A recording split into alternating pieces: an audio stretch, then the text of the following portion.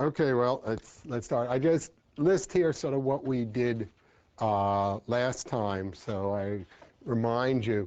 We talked about electron transfer in homogeneous solution, where we relate the second order rate to the first order rate by a association constant that I actually didn't talk about at all, but it could be, but I will.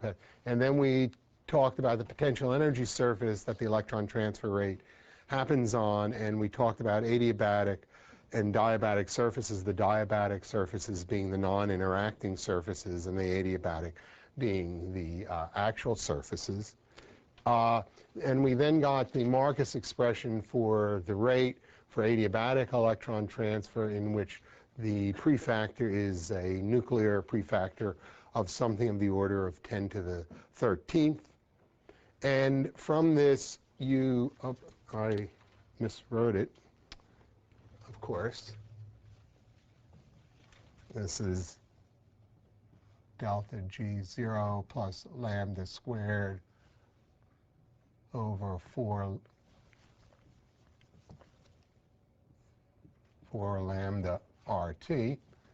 And from this dependence, you get a normal and inverted region. So if you plot the log of the rate constant versus the driving force, you find in 1/2 of the curve, the rate goes up with driving force as you increase driving force, and the other half, it goes down, and that's the inverted region.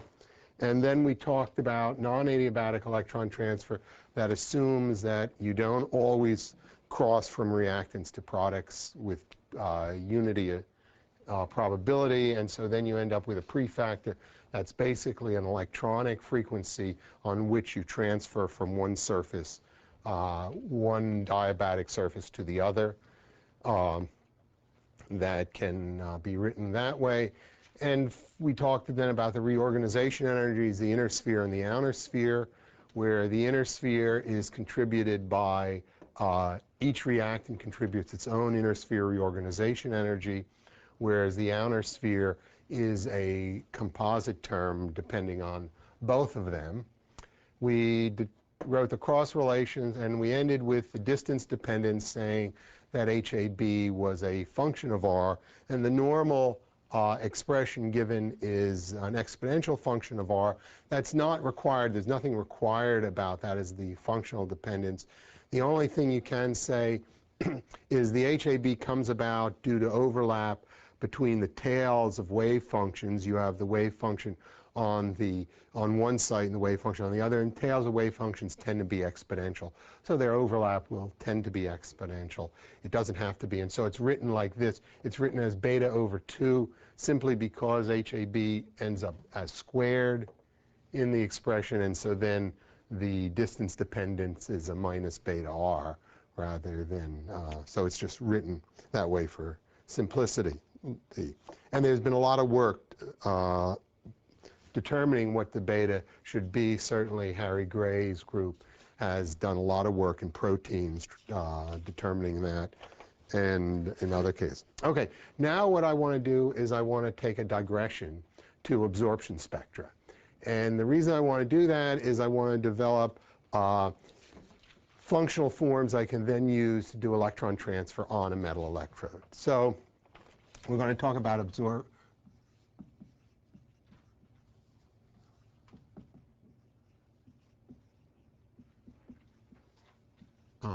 of charge transfer transitions. Okay, and we'll draw our normal surfaces, and the charge transfer transition we're going to look at is shown as vertical, EOP.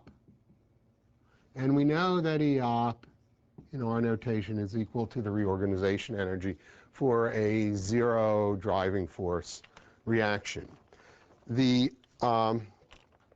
question I want to ask, though, is what does a spectra look like? This just tells you a stick figure that at one energy equal to EOP, you should have an absorption. But we know that's not true, that there's some distribution. And so I want to know is what is the absorption spectra for a whole bunch of different energies.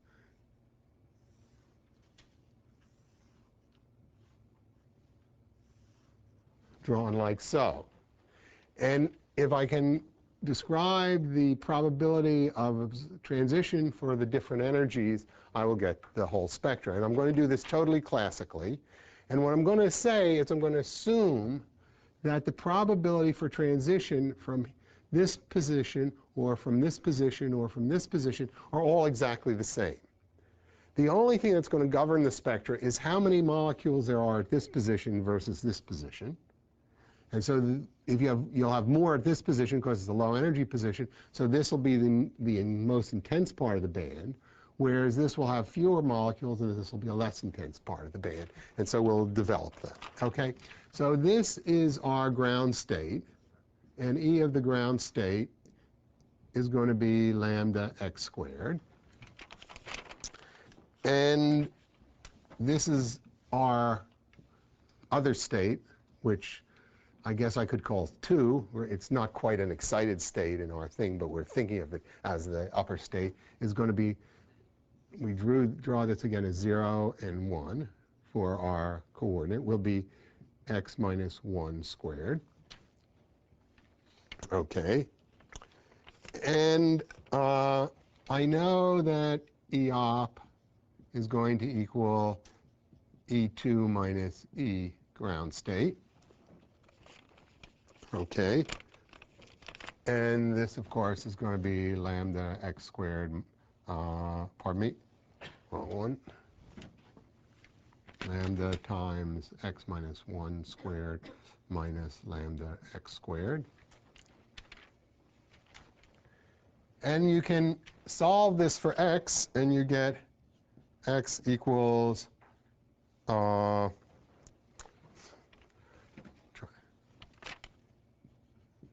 E op plus lambda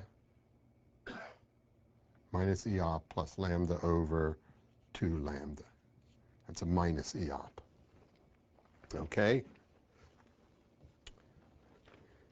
And since what I want to say is that the probability of excitation is just dependent on how many there are, the number of molecules there, which I'll call, say, n of I, will be n of I at some value x of I, well, x, call it, is going to be equals to some n0 e to the minus e at that point I over RT. And this is e to the minus, this E of I is this ground state energy, and so that's going to be lambda x squared over RT, and we have x squared here, and we have 0 e to 0 e to the minus lambda, and then I guess I'll write it lambda minus E op squared over 4 lambda squared. Can't. Writing below halfway on the board is hard. Lambda squared RT. Okay? And that all equals e to the minus lambda minus E op squared over 4 lambda RT. Okay? And this is a Gaussian function. It's sort of reminiscent of the Gaussian function we got for Marcus theory. And if I plot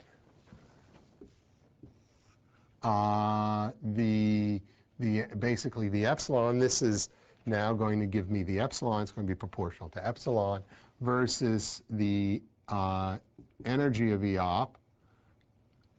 It's going to look something like that, where it maximizes at lambda. Okay.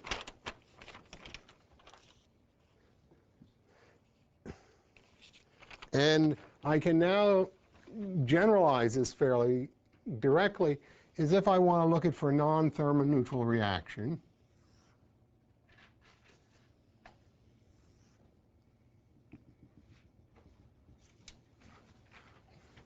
where the dotted line shows the thermal neutral reaction. Well, I haven't drawn it well enough to.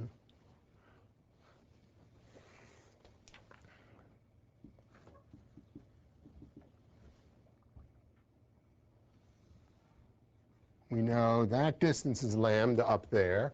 Oh, pardon me, let me try that again because I'm going to draw it the opposite direction. Sorry, because I want to go up. It's not a thermal electron transfer reaction.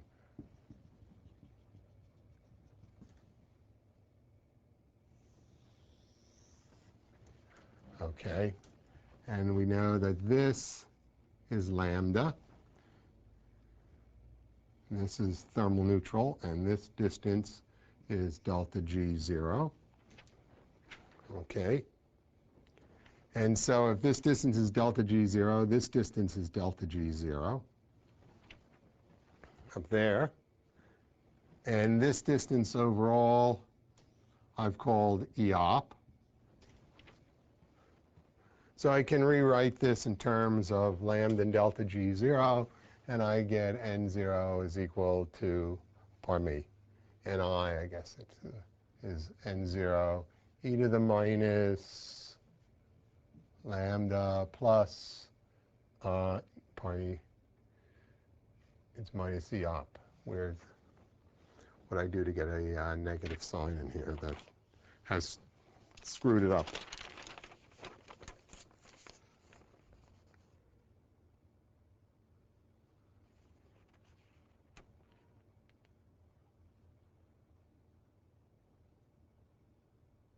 I think I didn't quite solve this correctly. Let's go back to solve this. This has to be equal to lambda x squared minus 2 lambda x plus minus lambda squared. These cancel. You bring this over, it'll be EOP minus lambda. So do I have the sign wrong, or what do I have wrong here? So this is going to become EOP plus lambda equals minus 2 lambda x, and x will equal minus EOP. Pardon me, this is not minus, that's a plus lambda, isn't it? Gotta actually solve them correctly or it doesn't work.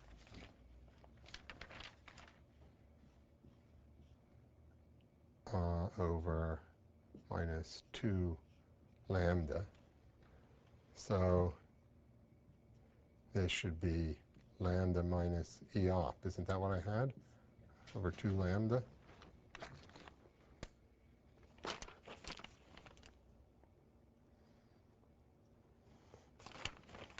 Let's, because I don't want to get a minus E, and I say EOP,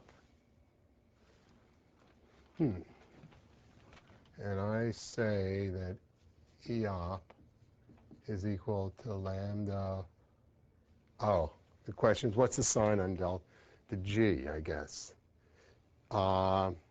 This would be, that's okay, it's going to be plus delta G0. And then I should get, so I claim that I'm going to get, although what I want to get is not that, it's going to be lambda minus,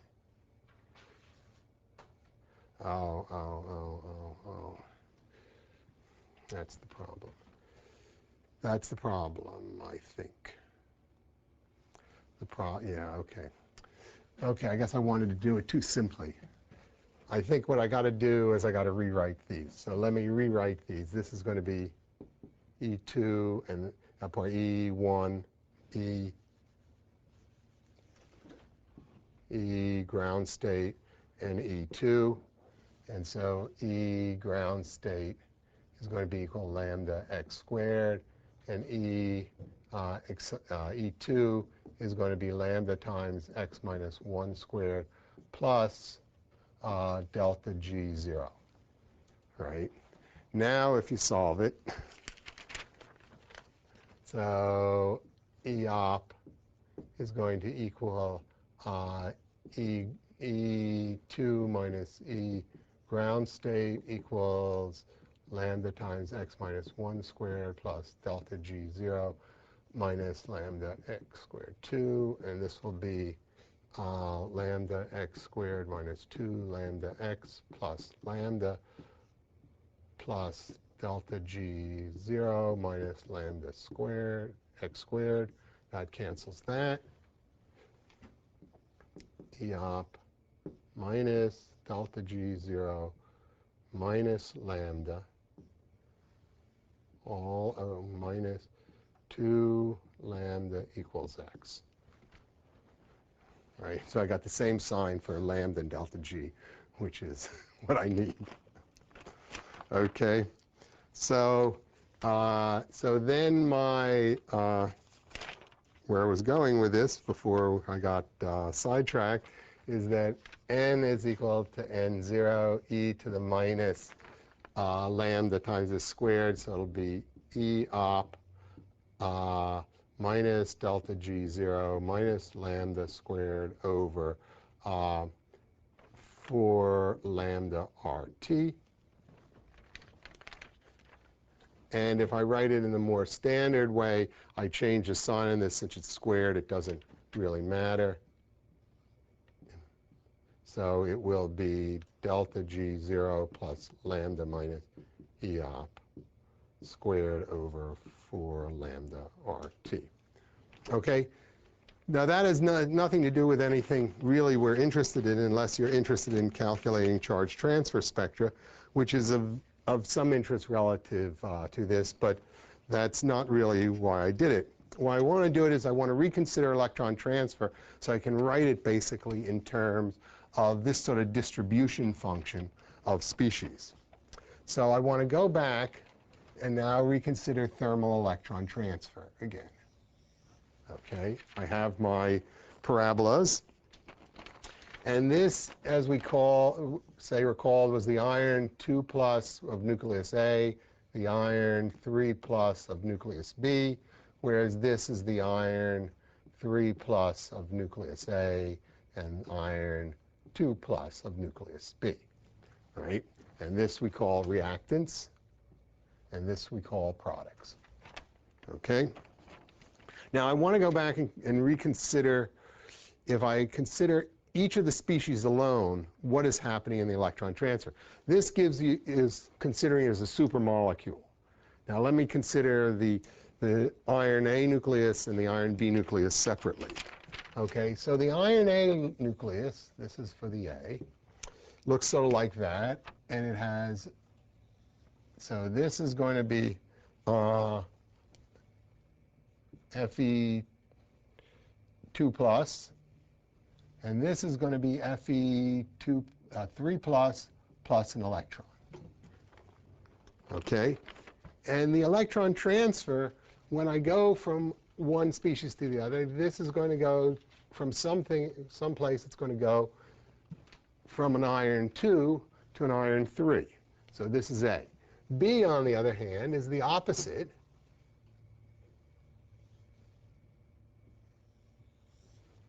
Okay?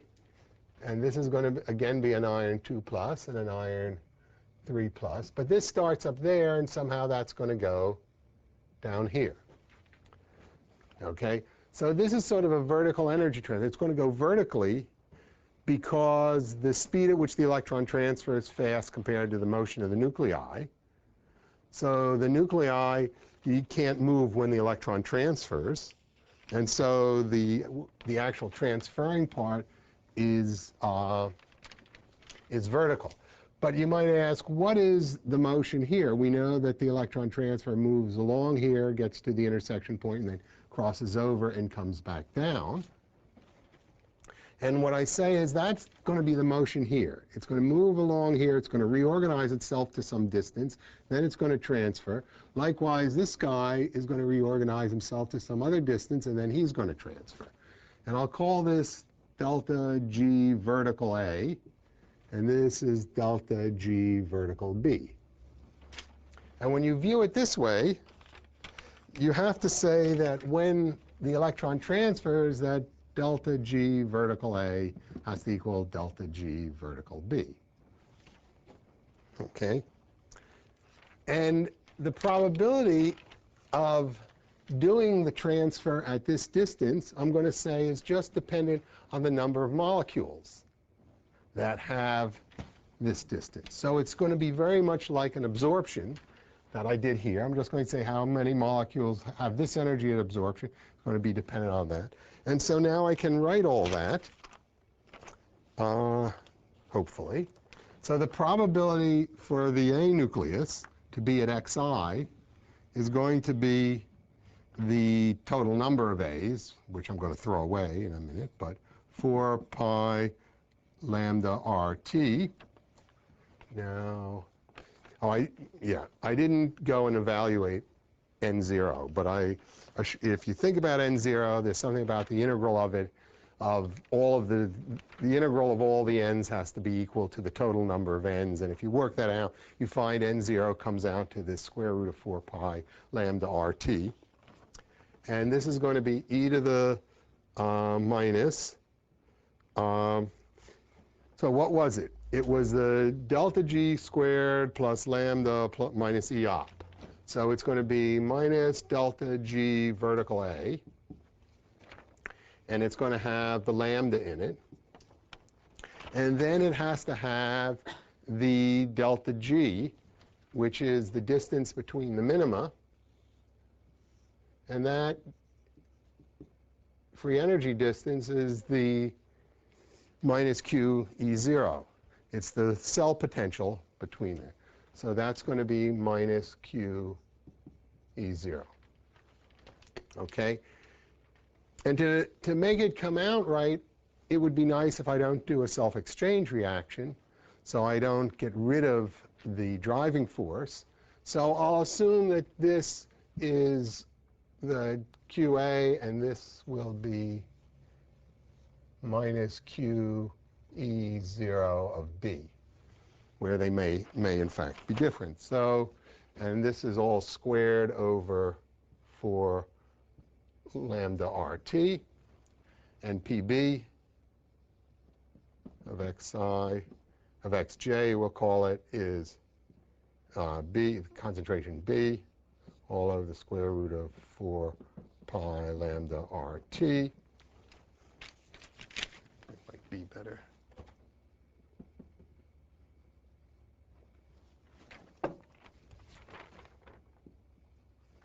Times e to the minus q E0b, this was A, plus lambda minus delta G V B squared over 4 lambda RT.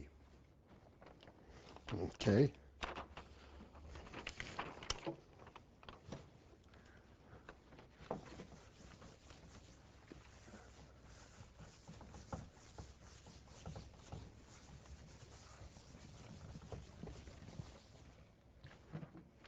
Okay, and the probability of a transfer to a particular position I and j is going to be P, how do I write them? P A of xi, P B of xj, where they're different distances. They've reorganized to different amounts, as we know they will, because they have different force constants. And the total probability of the transfer is going to be somehow the integral of Pij times for the integral over all delta GV. Okay? So that's going to give us a B square root of 4 pi lambda ART. Now, we've got to be a little bit careful, I guess. And I haven't been really careful. The reorganization energies for this couple and this couple, if I'm assuming the driving forces are different. The reorganization energies could be different. So just to keep them all separate, we should call them lambda A, lambda B, lambda A, lambda A, lambda B, lambda B, so that we have everything distinctly marked as to who he belongs to. So I have two of these square roots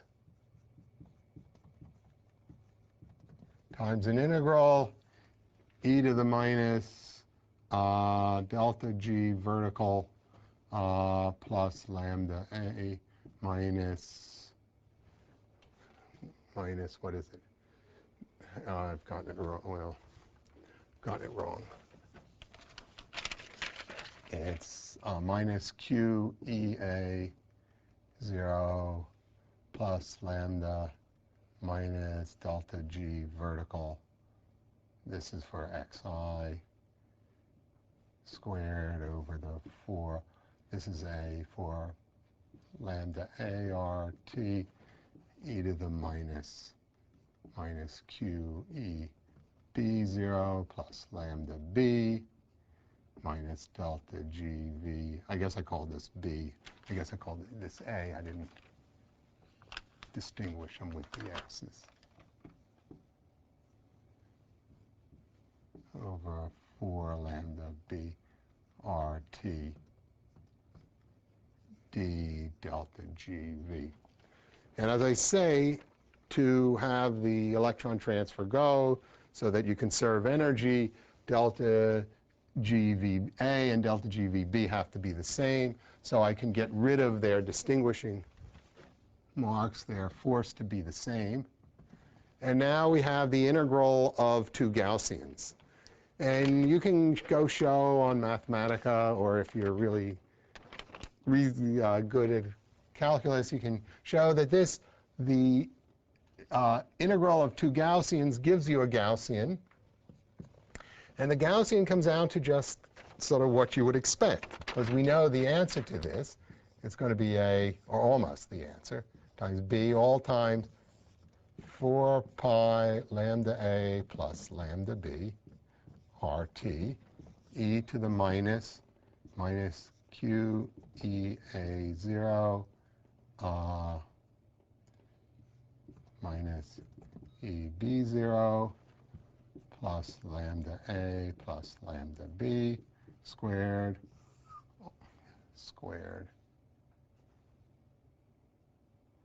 I guess. Got to get the signs in the right place.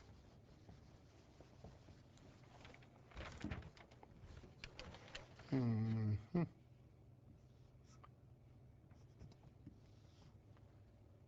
For lambda A plus lambda B RT. It just comes down to the Gaussian, which is the Gaussian we know, which is just e to the minus delta G0 plus lambda squared over 4 lambda RT, where the lambda is the sum of the individual reorganization energies. So that somehow we can write the overall term now as distribution functions for two individuals and get them to be here. And that's, in a sense, what I want to do, because I want to go and do electron transfer at a okay. Does the 4 pi RT come out of the square? This 4 pi RT? Yeah. Well, when you integrate a Gaussian, right, the Gaussian is some width. If we write the Gaussian, it's e to the minus x squared over a. This width is, what is it? 2 times the square root of a. Okay? So what does that mean?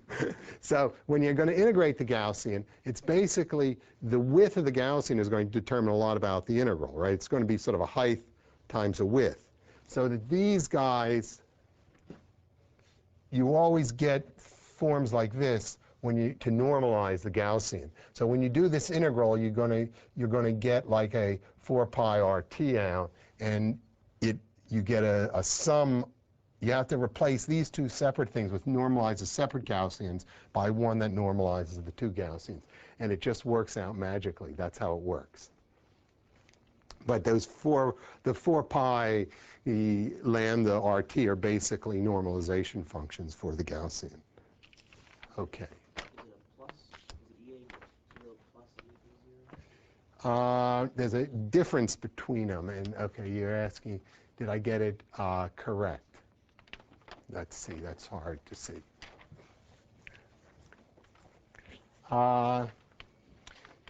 This one is minus, and this one is plus, because you're going the opposite direction. And so that this one should have been plus, and this one should, and now is it written so delta G 0 is correct? I think it is. I think it's written as delta G 0 is correct. Okay.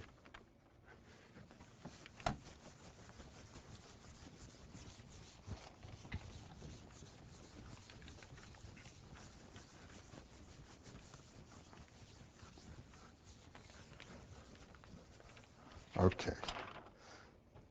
So now, turns out, this is the probability of electron transfer, or it's more like a rate because it has these rate constants, has these concentrations in there, but it doesn't have any frequency factor. So it needs some sort of frequency factor to actually fix it up. And so we know what the frequency factor is. So the rate is actually going to be 4 pi squared HAB squared over H, all times my friend, where I've divided out the concentrations.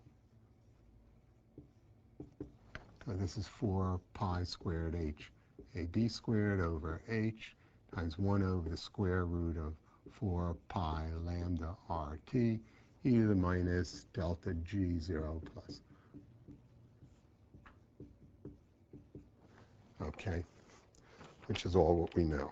And this is sort of our frequency factor in some way that we have to add. Okay, so now we want to go on to electrodes.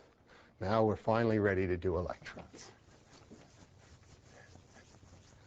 And hopefully we'll make use of this. Okay, so now let's think about our metal electrode. Here's our metal electrode. Okay, and the metal electrode has a whole bunch of energy levels in it. Right, it's filled, it has a whole bunch of, and they're filled up to some level here. So they're all filled, where this is the Fermi level. Actually, I promised I'd write the energies as a script E, whereas potentials as a non-script. To try to, what you will see is there is there's a great propensity to become confused between potentials and energies. And now we're going to think of some energy level EI, and that's going to have a potential of minus Q EI. Okay. And when we put this in a solution, the solution is going to have some potential, and when it comes to equilibrium, you will have the potential of the solution equal to the Fermi level of the metal. They will come to equilibrium, we know that. And there's going to be some other position of the QE0. If the concentration of the species in solution, the oxidant and the reductant, are equal, these will be the same place, but they don't have to be. And we want to ask about the electron transfer like so. Okay? And we're going to assume that this redox couple is in a solution that has a high ionic strength, so it's basically outside of the drop of the potential in the solution. so we don't have to correct for that. That could be corrected for, but we don't want to correct for it, so we'll assume it's all outside of that. And what we're doing is we're going to transfer an electron to or from this band structure. And I guess what we are going to do is assume that Marcus theory works. We're going to assume that Marcus theory is the correct description for the microscopic description of electron transfer. And now we want to write a rate constant. So I'm going to say my rate constant, K, is going to be my 4 pi squared HAB squared, all times some integral of a distribution function for the bands of the electrode that have some energy epsilon, and times a distribution function for the redox species.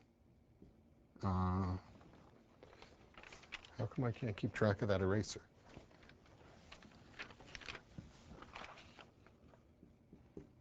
Integrated over all energies. And the question is, what are we going to write for the various distribution functions? Okay. Now, the first thing we, I guess, need to ask is, what is going to be the reorganization energy of the metal electrode? Does the metal electrode reorganize? We're going to put one more electron in, or take one electron out of the metal electrode. But the metal electrode has a band structure, and that band structure is dispersed over all the atoms in the electrode. So there's basically 10 to the 23rd atoms that we have this electronic structure separated over. And so the amount it's going to affect any individual atom is minuscule, and so you aren't going to expect there to be any bond distance changes in the metal electrode. So we will assume that the reorganization energy for the electrode is 0, that there's no. So the only thing we need to then say is, what's the probability of getting an electron out of there, and what's the number of states? And so we're going to assume that there's a density of states here, rho. That's a function of energy. That tells us how many states you have per EV, and it's going to be a function of that. So we're going to have a rho of E times the Fermi function, which tells us the probability that an electron will be occupying this state.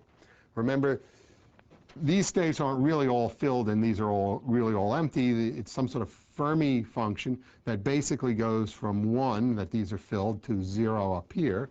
So we need to write some sort of Fermi function.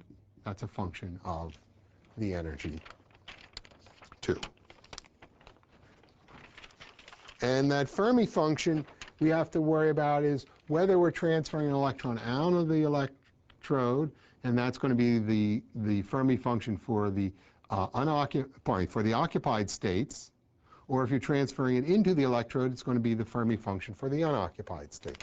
So for our Fermi function, for our filled states, which I'll call F, which is going to be 1 over 1 plus exp to the EI minus EF over RT, where this is the energy of the Fermi level and the energy of the ith level that we're considering, or in terms of potential, which is what it's going to be minus Q times EI minus EF over RT. Okay, and the Fermi function for the empty bands is going to be just equal to 1 minus the Fermi function for the filled bands, which ends up as e to the minus Q EI minus EF all over RT divided by 1 plus.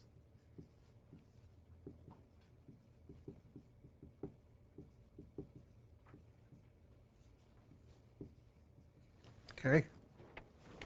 So now we have the distribution functions for the distribution functions for the oxidant. Of course, we've sort of written a bunch of times before, and we're going to write it as exp to the minus lambda plus delta G0 squared over 4 lambda RT. Okay, which we've written before.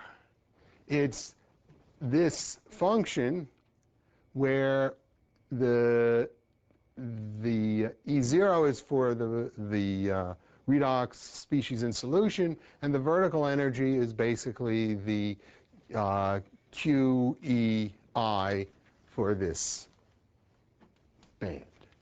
Okay? So now I can write the whole rate constant. K equals 4 pi. I guess there's a 1 over the 4 pi lambda RT, which I left out, is 4 pi over H HAB squared, all over the square root of 4 pi lambda RT times the integral of rho of epsilon over, okay, I guess we now have to decide which one we're talking about, and I'm going to talk about the transfer from the electrode to the redox couple. You could write either one. They come out clearly somewhat different, but basically the same thing.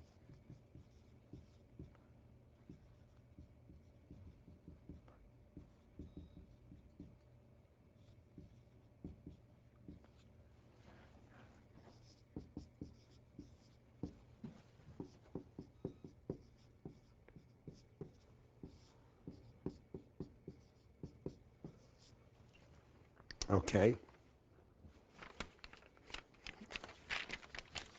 So now what do we have?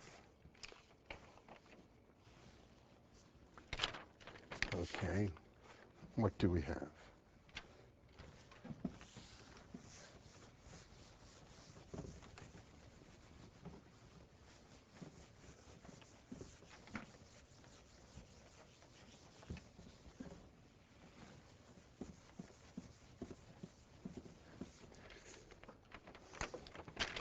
This is going to be DE. Now the EI. Now the question is where the EI dependence you see here, but it's actually also in here because delta G0 is we are going from this state to this state, so it's minus QE0 minus a minus QEI. So this is minus QE0 minus EI. So we have a dependence of EI in the delta G0. We have a dependence of EI here in the Fermi function. And you could even think that we might have a dependence in rho. In general, what we're going to consider is that rho is, the density of states is constant enough. Now, but let's look at what we have a second. What we have, this part is a Gaussian, right? So I'm going to draw him as a Gaussian. Okay. And where does he peak? Well, he's going to peak, well, maybe I should write him out. My Gaussian looks like exp of minus lambda minus q E0 minus EI squared over 4 lambda RT. And the Gaussian peaks where this is 0, so my lambda minus q E0 minus EI is equal to 0. That's where it peaks. So I can say QEI is equal to, what's it? Let's see if I can solve it so I get it actually right. This has to come across, so it's going to be minus QE0 plus lambda. Okay, so if I'm plotting this is my energy EI up here, this point is going to be minus QE0 plus lambda. Yeah, I don't think that's right, is it? You don't think it's right? It should be QE0 minus lambda. When I multiply through here, and then you say I have to take this to the other side and make this minus.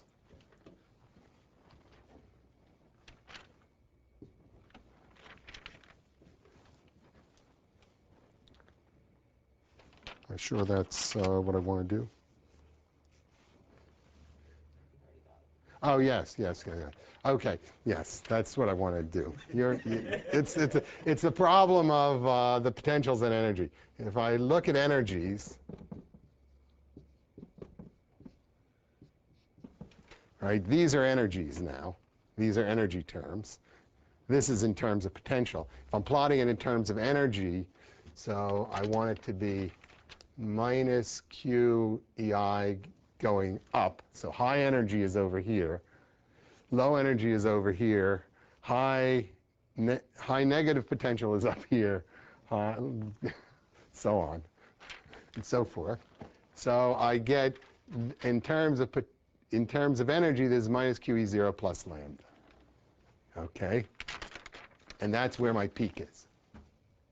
My Fermi function, however, goes through a transition. And it goes through a transition where this is equal to 0. And so that's where minus QEI minus EF is equal to 0. And so minus QEI will equal minus QEF. Okay? And so this goes through a transition like this, where this is minus QEF. Okay? Now what we want is the overlap between these, right? So it's clear how I've drawn it now that there's very little overlap and the rate you're going to get is very small. As I move the Fermi level up,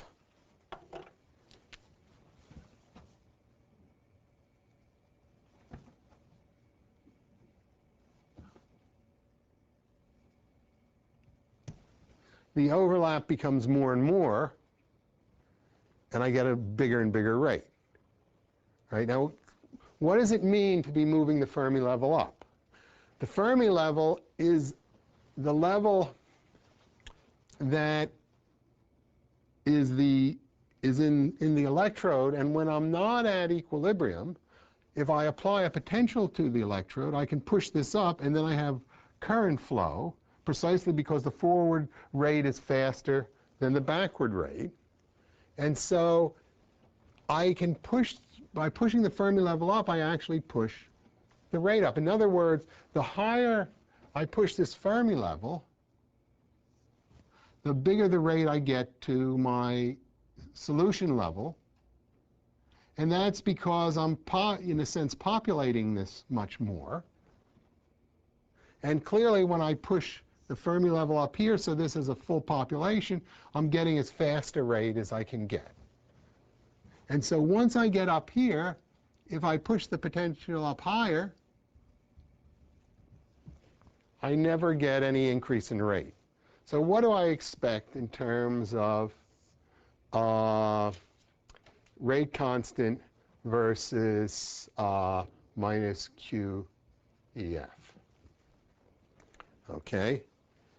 When I'm down here, I have a very low rate, and something happens, but probably not too much. Then I come over into the tail, and I really start catching some of the density, and the rate starts to go up.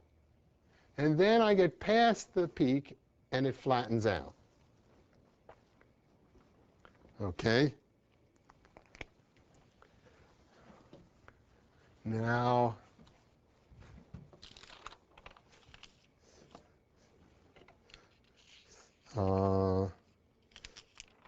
okay, I think the question that I want to then address is why that happens, and what can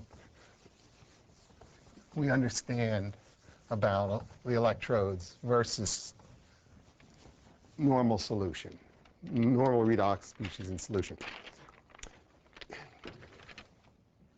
Here's my electrode again with all my levels. I draw some sort of Fermi function where this is 1 and this is 0. I draw my minus QE0. And this is, well, this is energy in that direction. And I want to draw my Gaussian here on my electrode. And he's displaced from QE0 by plus lambda. So I draw him where this distance is lambda. Okay? And basically, if I think of it in terms of like a solution, where in solution I have one redox couple transferring an electron to another redox couple from his half cell potential to his half cell potential. And so I think of it as that I have rates that transfer, say, from this level to that guy, from this level to that guy, and from this level to that guy, right? This guy will have a very small rate because the reaction is uphill. He has plenty of population, but the reaction is uphill, and so there's not much reaction. This guy will have a pretty good rate because he's pretty much thermoneutral. So the Gaussian is a reasonable size, but his Fermi function is about half because it's about at the transition. And this guy will have a little rate again because he has very little population because the Fermi function is 0, but his driving force is good, and so he'd have a good rate there. On the other hand, now if I push the Fermi function up, this guy has a very good rate. This guy still doesn't. Well, let me go push the Fermi function way up.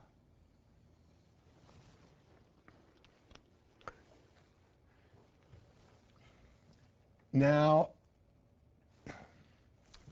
well, okay. So now this guy has a really good rate because he has some favorable driving force, and that favorable driving force is going to give you a favorable term here. That's a negative term that's going to be lambda minus that favorable energy transfer that makes this small. So this term here is very, very favorable. Okay? And now we're driving the reaction as fast as we can go because this is a really good rate. When we push the rate up even further, now I got to draw it again because I don't have room to do that. Oh. This is my QE0. My Fermi function now is going to look like this. And I ask about the rate here. Okay, what is that rate? Is that rate going to be big or little? Big, little. Well, we got both. Intermediate. It has a really big driving force. So what has happened here? This has become a very big negative number. When that becomes a very big negative number, it becomes larger than lambda, and it becomes inverted. So the rate goes down. So this guy has a slow rate. Okay? But there's always a guy down here now who has just the optimal rate. His delta G is just enough to wipe out the reorganization energy, making it 0. So this rate is now fast. So you still get a fast overall rate. So in this case, it was this one that was fast. As you push it up, the top one is no longer fast, but you still have somebody in there who's fast. So that on a metal electrode, when you push the potential at a metal electrode up, the rate goes up and up, but ultimately limits. You never see the inverted region because you have lots of levels, and you always have a level then once you fill your potentials high enough that is at optimum, even though you have some that are not optimum. Okay, now I want to draw the other half of the picture. Now we want to ask about going the other direction.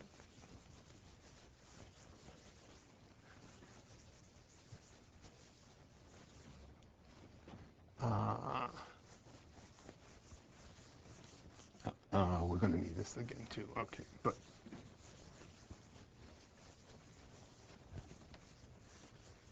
okay. Now, where's the equations to go the other direction? Okay. Okay, let's write our equations again. We have the rate. Which one did I wrote the rate? I call it from the band structure to the oxidized molecule, and I wrote it as 4 pi squared HAB squared all over the square root of 4 pi lambda RT times an integral of rho e to the minus lambda minus q E0 minus E. Well, just leave it as E because that's the E of the electrode. It could be E. I could write it as E applied or something, but we'll just squared over 4 lambda RT divided by 1 plus E to the minus Q EI minus E of the electrode all over RT. This is DEI.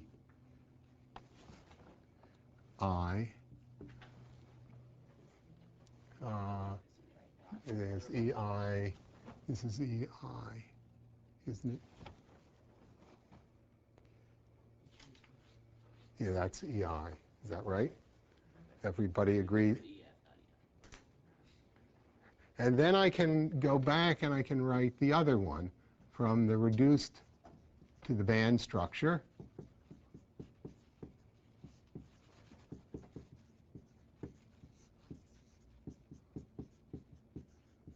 That's all easy. And this part is easy.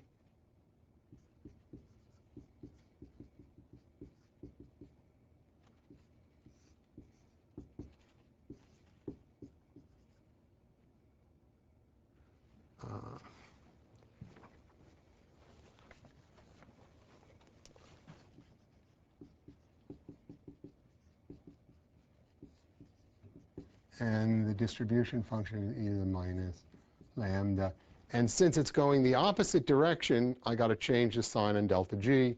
So this is going to be plus Q E0 minus EI squared over 4 lambda RT.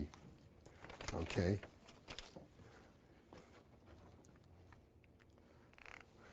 So we had our picture over here where the Fermi function changes at EF, and this changes at EQE0 plus lambda.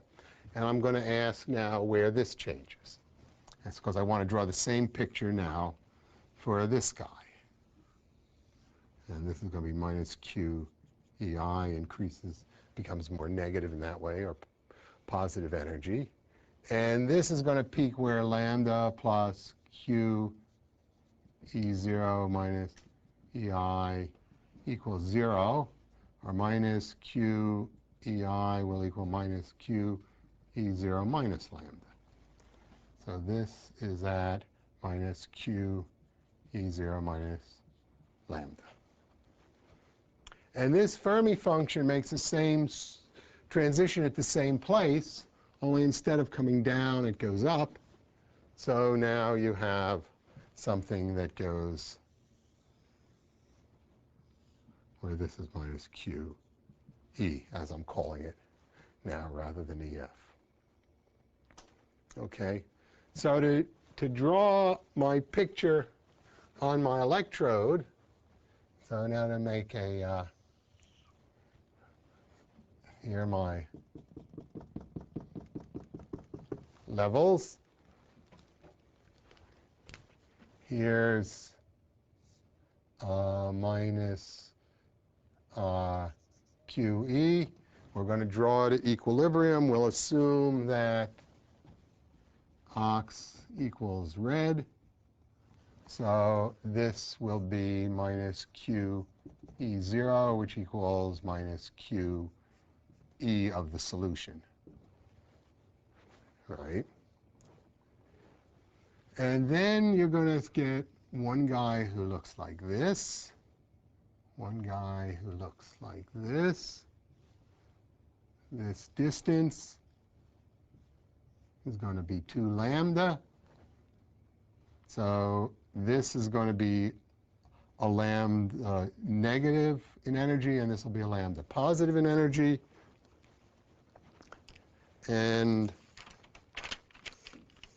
when we transfer from some level minus QEI here, we're going to be transferring into this one, and this guy we're transferring out of. Okay? Now that's the Garischer model. You draw distribution functions for the species on the electrode, and you look at the rate of electron transfer. It all is basically a sort of Marcus theory that is redone for electrodes. Okay. What more do I need to do there? I guess that's as much as we need to do in pictures.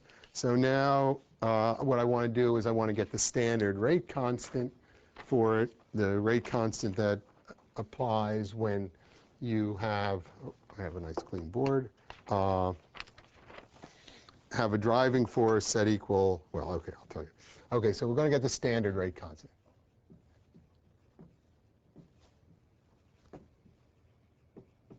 Which is going to be K0. And that's going to be, so we have K equals 4 pi squared H HAB squared over the square root of 4 pi lambda RT times, we'll assume the density of states is constant, so, well, so we don't have an energy dependence in it. We'll pull it out of the integral, and now we have this integral of exp to the minus lambda minus q E0 minus EI squared over 4 lambda RT all over 1 plus exp to the minus q EI minus E all over RT dEI. Right? And what I want to do is I want to evaluate that for when minus QE0 equals minus QE. Okay, that's this thing. In other words, you apply a potential to the electrode that's equal to the standard potential of the redox couple in solution, and you can then measure the current, and clearly the current relates to this rate. So in order to do this, I need to evaluate this. So I should define this integral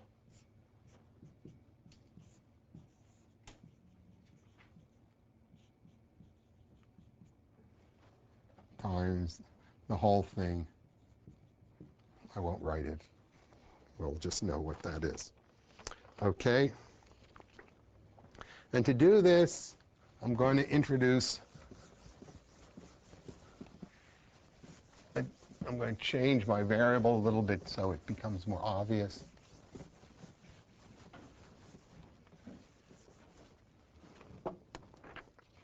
Okay, I'm going to say let epsilon I equal minus QE0 EI minus EF. Okay, that's really if I take my electrode and here's my Fermi energy and here's the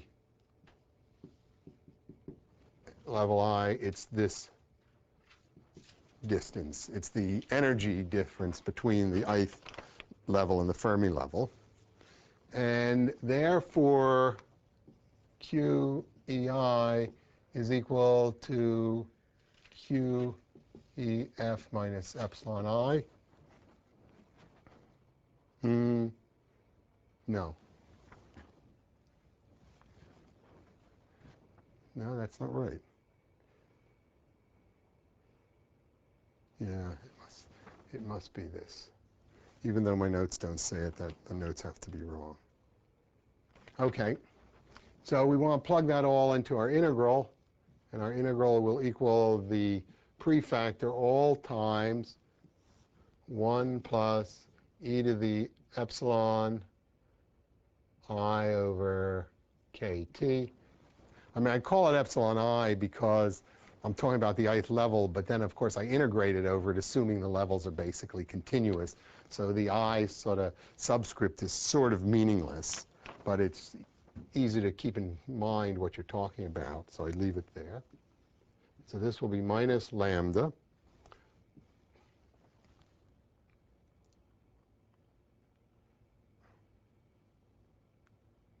Oh, God, the signs look all wrong. Minus QE0. And I plug this in, so this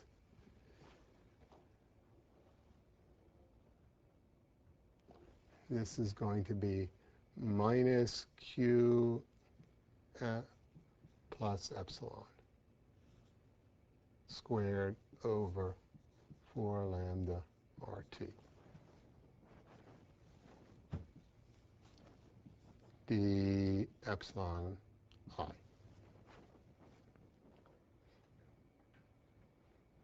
There's a Q clearly to convert between potential and stuff, because this was EI and there's probably a minus sign, but that'll switch the limits. So not worrying about any of that. I don't like this. There's something the matter with my signs, and my signs here go back and forth, and so I'm not clear where it's lost. Do you see where I've lost? Expand out the other expression you have plus QEI. Right, it's minus QE naught plus QEI. Plus. So then that would give you a plus QEF and a minus epsilon. Oh, that makes me very happy. Very happy. Thank you.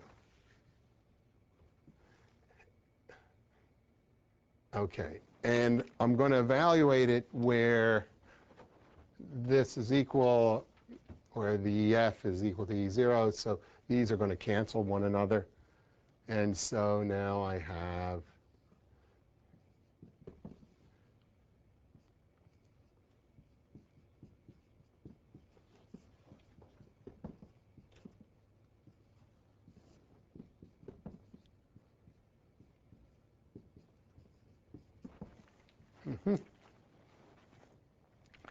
and we're going to need to ask where the overlap is.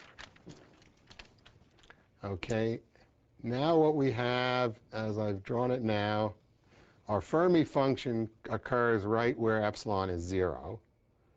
Well, this is 0. Epsilon is going up here. And our peak occurs at lambda. Okay? And this width, which we say is the square root of 4 pi lambda RT, is also controlled by lambda.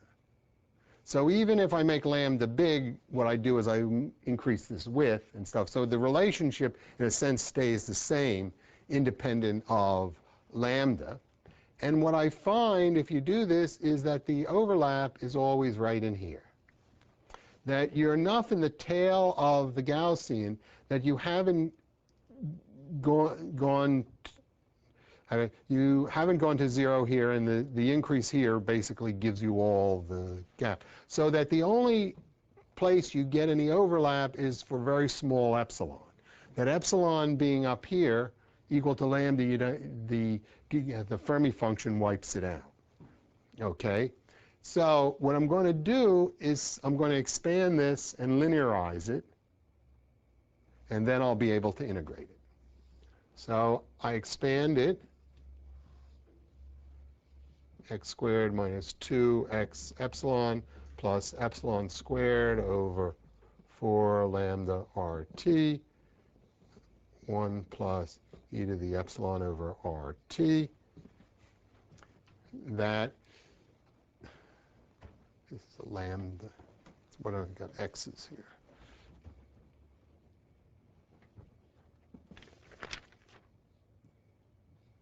So I can write this out as 3 terms, as a product of 3 terms. The first term is a function only, is not a function of epsilon. So I can take that out. So I get out of the integral, it's going to be e to the minus lambda over 4 RT times the integral e to the minus. Go ahead. Nothing. I'm okay so far. I haven't gotten screwed up the signs yet. E to the epsilon over 2 RT, e to the minus epsilon squared over 4 lambda RT, all divided by 1 plus e to the epsilon over RT, d epsilon.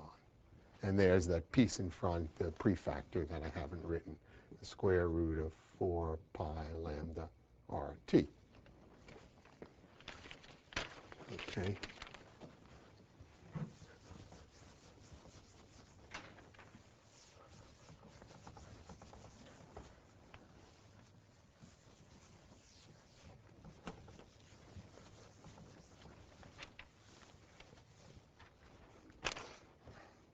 Okay, now what I've said is basically it's only epsilon values close to 0, so that piece I can throw out because he's the smallest piece. And so now I get the integral times e to the minus epsilon over 2RT 1 plus e to the epsilon over RT d epsilon. And what I claim is you can integrate that, but just to show you can, if you divide through by an epsilon of minus epsilon over 2IT, the numerator and denominator, you get this is 1 over e to the minus epsilon over 2RT plus e to the plus epsilon over 2RT. The epsilon, and everybody recognizes the denominator as the cosinch, right? 1 over, or 2 times the cosinch of epsilon over RT, right? Or epsilon over 2RT, which is it? Now I've forgotten. There's the 2, I think the 2 has to go in there. I don't know, do I? I don't know if I wrote that down. Now I got a sign wrong?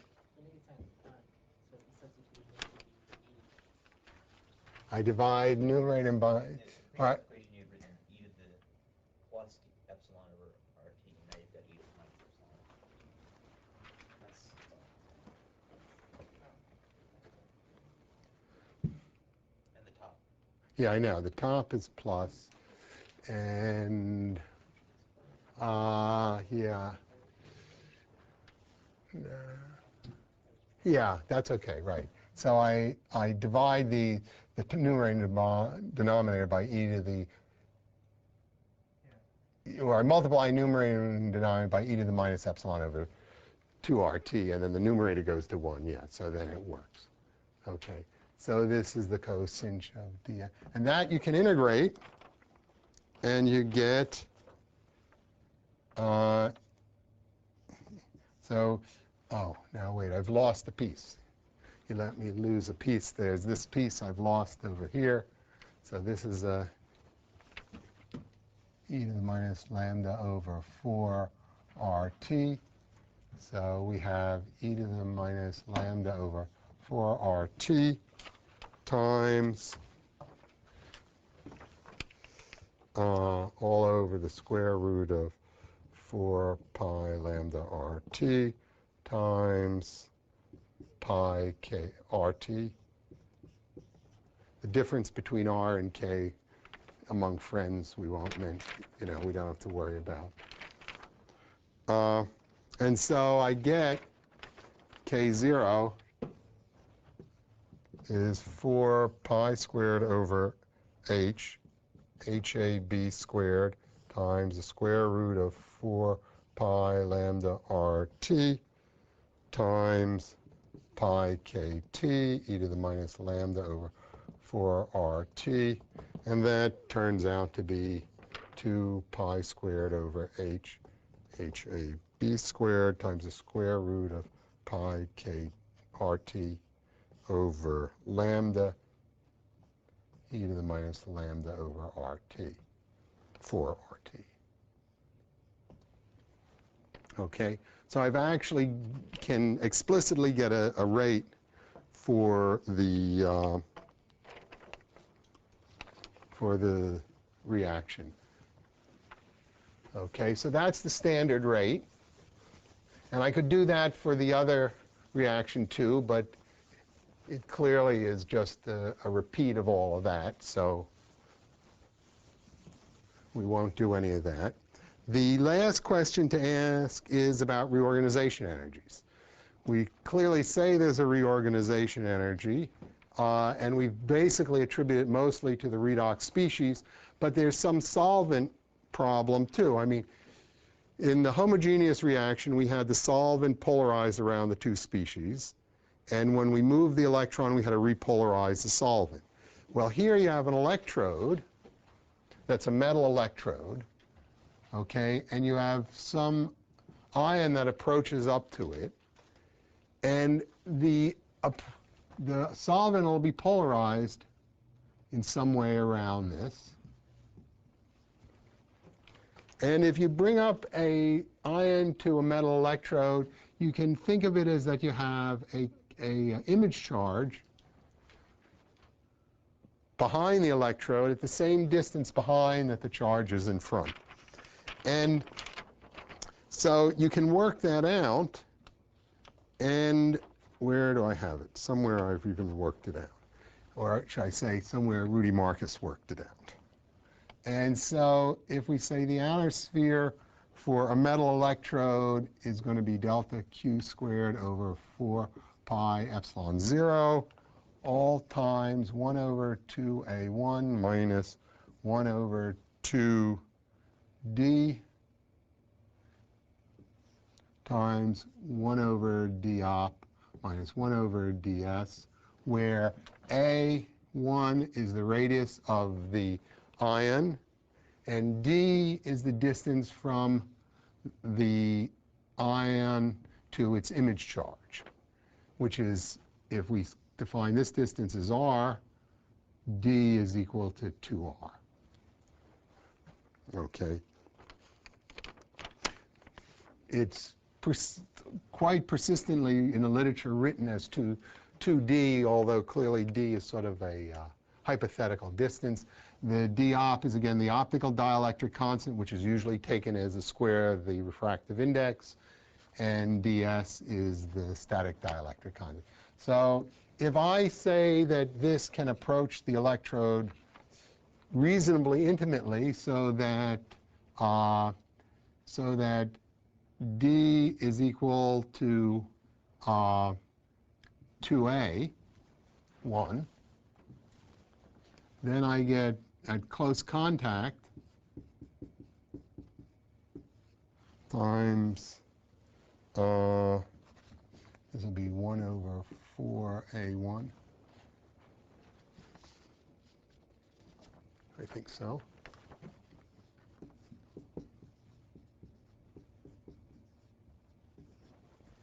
Okay, which I could rewrite as 1 over half times delta Q squared over 4.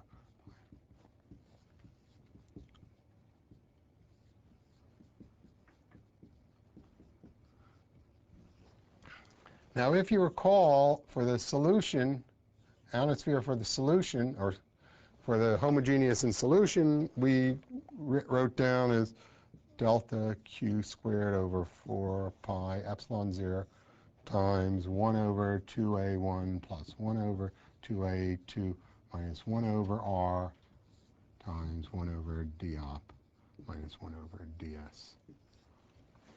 And this was for 2 ions in solution, A1, A2 radius, and the distance between them was r. And if we do close contact and we assume the ions are the same, we say A1 equals A2 and r equals 2A. Then we can work this out, and this is delta Q squared over 4 pi epsilon 0 times. These two add up as 2 of these. This is 1 over 2a that subtracts, so it's a 1 over 2a times 1 over dop minus 1 over ds. And so that lambda outer for solution is equal to 1/2 of lambda outer of solution is equal to lambda outer at the metal electrode. Okay. Likewise, we can say lambda in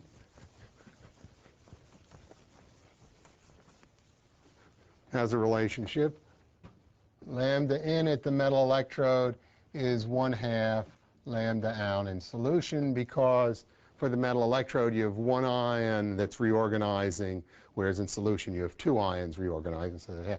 So overall, lambda for the metal electrode is usually approximately 1/2 lambda of the solution value.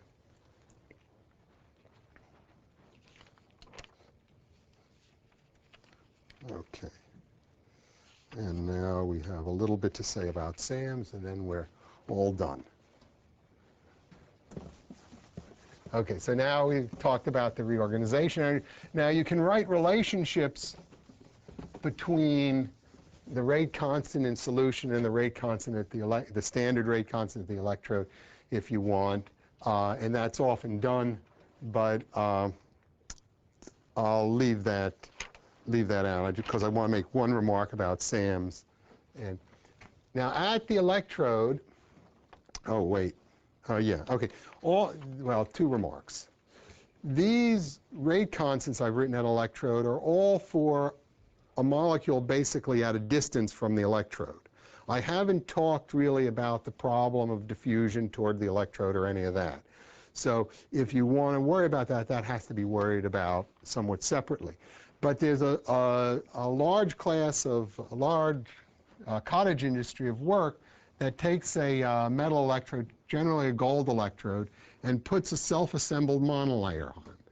These are usually alkane thiols, so they have sulfurs that will bond to the metal electrode.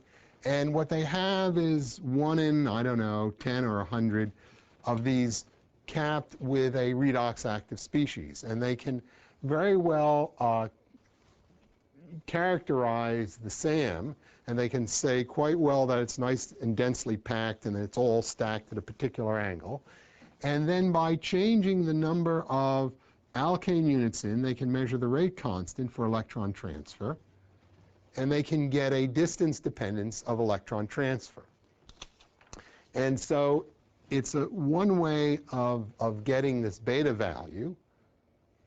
And for this work, the betas you get for saturated alkanes are about 1.1, if you want, angstroms to the -1.